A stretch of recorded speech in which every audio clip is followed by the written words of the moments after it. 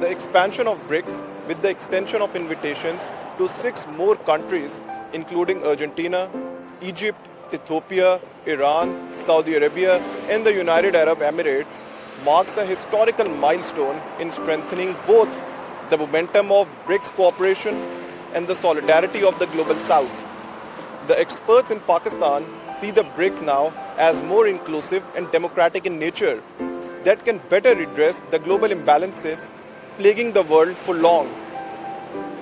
The expansion was announced during the 15th BRICS Summit held on August 22nd to 24th in Johannesburg, South Africa. The 6 countries' membership will take effect on January 1st, 2024. I see this as a very positive development because at the end of the day, the more democratic BRICS becomes as an institution in which states with differing clout and different geographies and different territories and different backgrounds come and have a say, then it will become a more democratic platform. It will become more multilateral and more inclusive.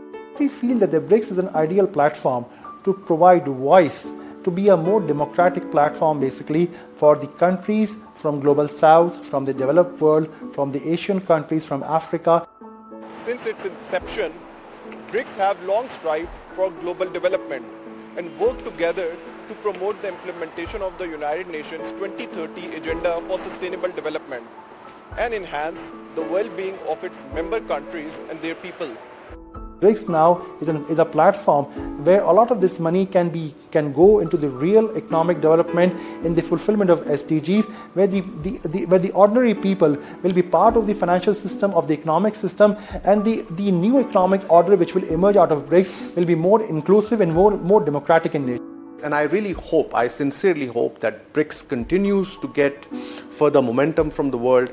If unfortunately some countries see it as a geopolitical bloc, I think it's a fallacy. I think it's completely their shortcoming. I think it's their myopic thinking which is prompting them to see BRICS as a competitor. It's not. It's giving everyone a platform.